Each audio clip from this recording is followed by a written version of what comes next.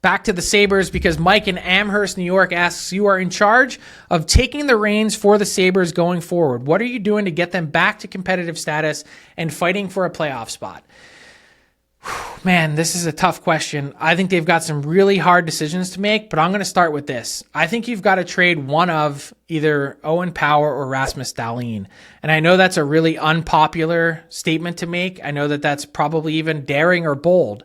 I just think the way that that team defends has not been nearly good enough.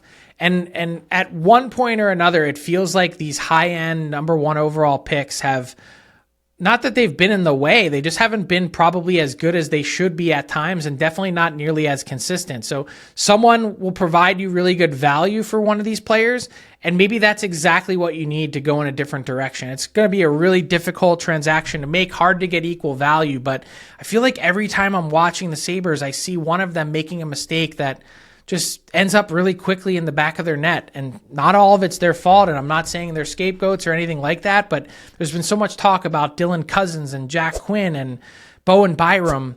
Maybe it needs to be bigger than just talking about your third and fourth defenseman or third line players or a top end center in Dylan Cousins.